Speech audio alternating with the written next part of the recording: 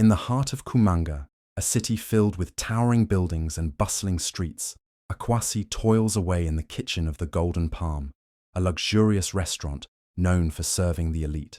But Akwasi isn't a chef.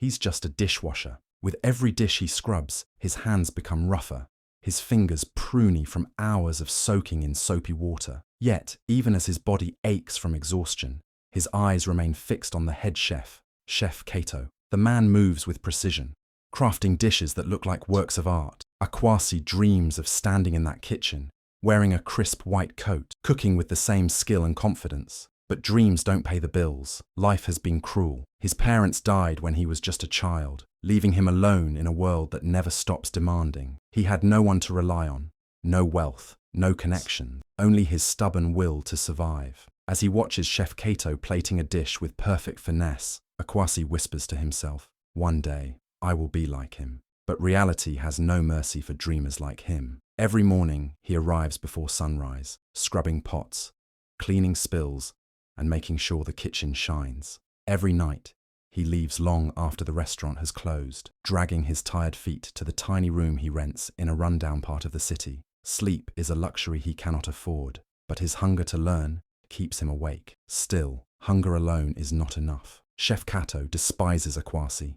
To him, a dishwasher daring to dream of becoming a chef is an insult to the profession. "Stick to your dirty plates, boy. Cooking is not for beggars." Kato sneers, his voice sharp like a blade. The other kitchen staff laugh, joining in the humiliation. The waiters mock him too, calling him the dreamer with dirty hands. Akwasi doesn't respond. He doesn't fight back. He just clenches his fists and keeps working.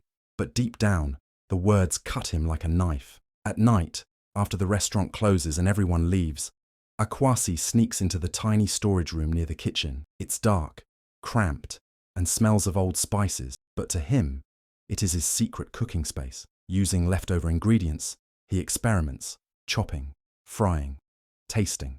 Sometimes the flavors clash. Sometimes they blend beautifully. He learns by failing, and with each mistake, he grows. No one sees his struggle. No one knows that a dishwasher is teaching himself to cook in the shadows. But one person notices. Mama Nia, an elderly chef who has worked at the Golden Palm for decades, watches Akwasi in silence. Unlike the others, she doesn't mock him. She sees the fire in his eyes, the same fire she once had as a young cook. One evening, as Akwasi fumbles with a knife, she steps forward. "You have the fire," she says, her voice soft but firm. "But fire alone is not enough. You must learn control." Akwasi's eyes widen. No one has ever spoken to him like this before. From that night on, Mama Nia becomes his secret mentor. She teaches him the basics, how to hold a knife properly, how to balance flavors, how to bring out the soul of a dish. "Cooking is like life, Akwasi," she says, as she stirs a pot of stew. "If you mix the wrong ingredients, you will fail. But if you are patient, you will create magic." Akwasi soaks in every lesson like a starving man given food. He practices relentlessly, improving day by day. The kitchen still mocks him. Chef Kato still belittles him. But Akwasi knows something they don't. His time is coming. The scent of truffle oil and seared beef fills the air as tension grips the Golden Palm. Tonight is unlike any other. Whispers of a renowned food critic's arrival spread like wildfire. Chef Kato's usually cold expression is replaced by sheer determination. He cannot afford a single mistake, but fate is cruel. Just an hour before the critic's arrival, the sous chef collapses, his face pale and sweaty. Food poisoning. The kitchen is in chaos, and Chef Kato is out of options. His eyes scan the room, landing on the last person he would ever trust. Akwasi. "You, wash boy," Kato barks, gripping Akwasi's apron. "You step out of line, you're finished. Understand?" Akwasi nods, his heart pounding. This is his moment. The kitchen blurs around him as orders fly, oil sizzles, and knives chop at a breakneck speed. But when the time comes to prepare the main course, his hands move instinctively. He remembers Mama Nia's lessons. The precise cuts, the balance of spices, the secret technique she whispered about. Minutes later, the plate is sent out. The dining hall falls silent as the critic takes his first bite. His fork stills in the air. He chews slowly, eyes narrowing as if tasting more than just food. Perhaps a story, a soul, a dream. Who cooked this? the critic finally asks. A proud smirk tugs at Chef Cato's lips. I did, sir. He lies smoothly, but the critic isn't fooled. I want to meet the real chef. The kitchen falls into a stunned hush. For the first time, Akwasi steps forward, his apron stained, hands trembling. The critic studies him, then smiles. You have talent, young man. For the first time in his life, Akwasi feels seen. That moment of triumph is short-lived. The next morning, Akwasi arrives to find his station destroyed. Flour scattered, knives missing, ingredients spoiled. Chef Cato stands with his arms crossed, eyes gleaming with cruel satisfaction. You think you can humiliate me? He hisses. You're nothing. Akwasi clenches his fists. I didn't do anything wrong, but Chef Cato has already spread the lie. This boy stole from the kitchen, he announces. I won't have thieves in my restaurant. The staff don't question it. They don't care about the truth. Within minutes, Akwasi is thrown onto the streets, the heavy doors of the Golden Palm slamming shut behind him. It starts with a night on the sidewalk, then another. His stomach twists with hunger, his fingers numb from the cold. The city moves around him, uncaring. He watches people dine in warm restaurants, their laughter cutting through the ache in his chest. Was it all foolish? The dream, the fight, days blur into weeks. His reflection in puddles shows a ghost of himself, eyes sunken, clothes ragged. He is nothing. One evening, as rain pours relentlessly, a soft voice calls his name. Akwasi. He blinks up from the cold pavement, his body too weak to move. It's Mama Nia, her shawl drenched, but her eyes still carrying the warmth of an old fire. Get up, she says firmly. You are not meant to be here. With what little strength he has left, he follows her. She leads him to a small, bustling corner of the city, a hidden alley where the scent of grilled meat and spices lingers in the air. A man stands behind a food cart, flipping sizzling skewers over an open flame. He is Papa Jomo, the legend of the underground food scene. You want to be a chef? Jomo asks, his voice rough but kind. Then learn to feed the people first. Akwasi looks around. Hungry children, tired workers, strangers seeking warmth in a simple meal, and for the first time in weeks, something inside him stirs. Maybe this is where his real journey begins. The world had cast him aside, but the fire inside Akwasi refused to die. Under Papa Jomo's guidance, he stepped into a different kind of kitchen, not one filled with polished countertops and expensive knives, but with sizzling grills, battered pots, and the raw energy of the streets. The market was alive with noise, vendors shouting, customers haggling, the rhythmic chopping of vegetables.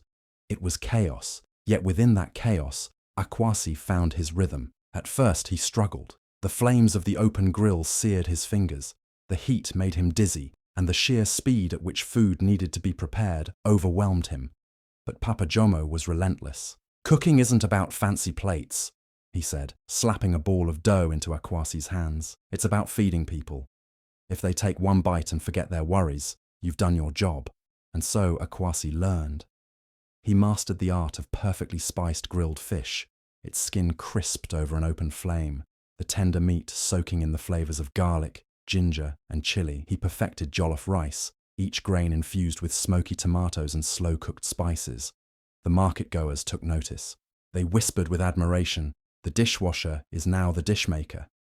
Word spread.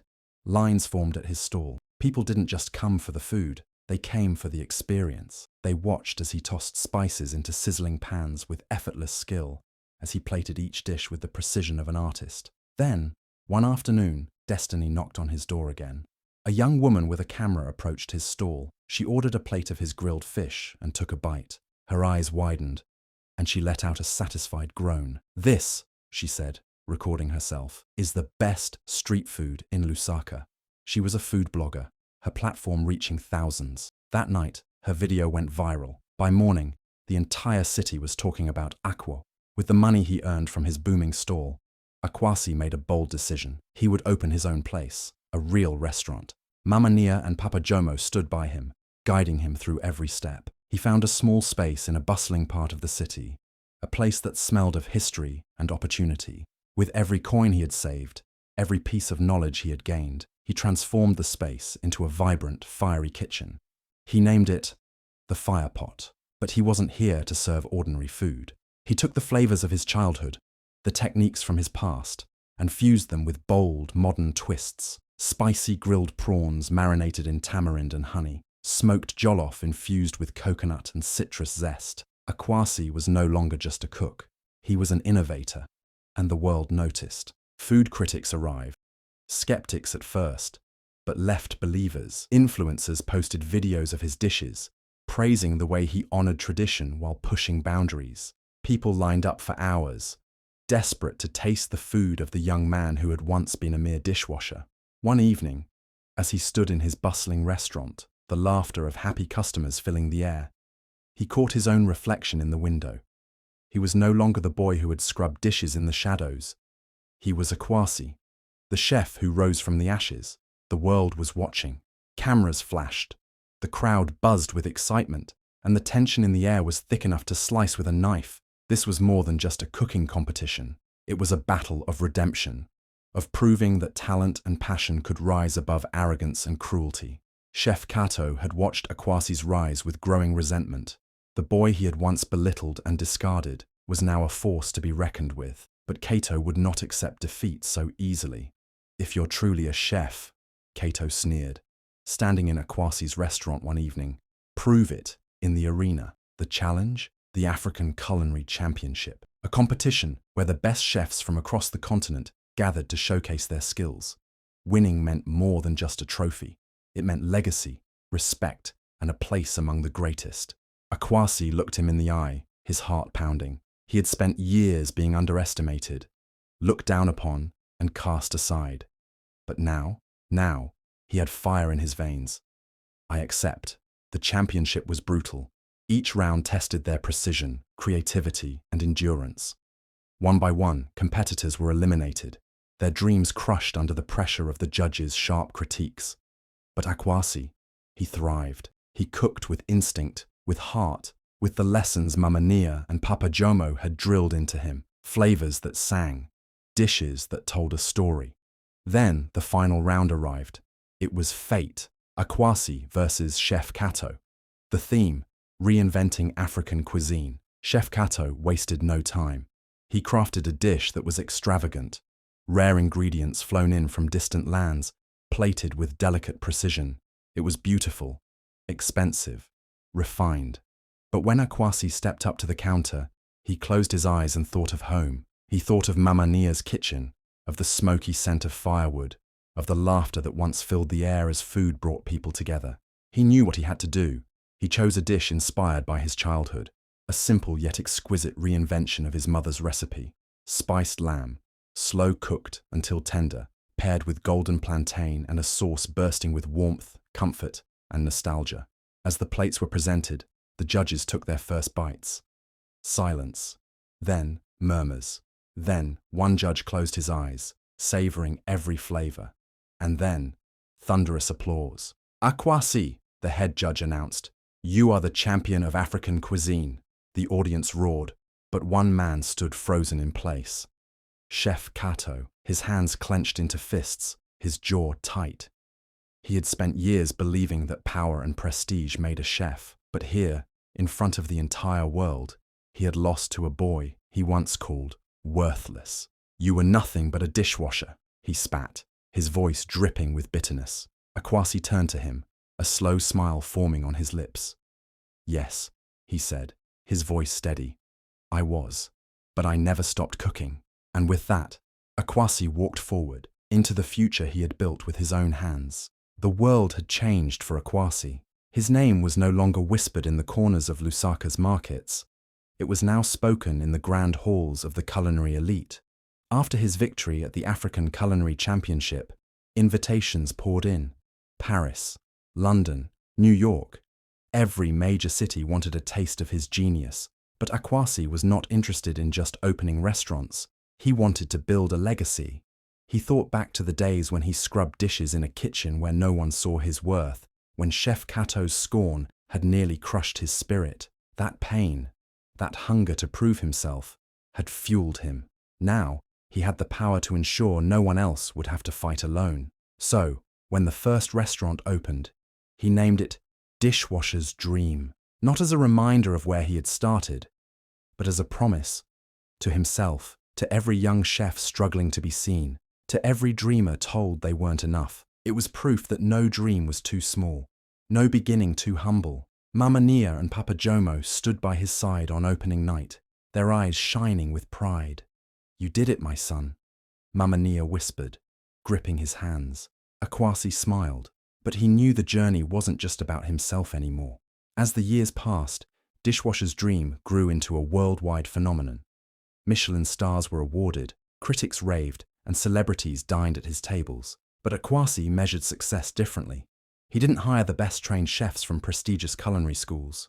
He searched for the ones no one believed in, the dishwashers, the street cooks, the ones fighting to survive. One evening, as he walked through the kitchen of his flagship restaurant, he saw a young boy scrubbing dishes in the corner, his eyes filled with quiet determination. Akwasi paused, recognizing the hunger, the fire he once had. He placed a hand on the boy's shoulder. "You want to cook?" Akwasi asked. The boy looked up, startled. "Yes, sir." "Then let's get to work."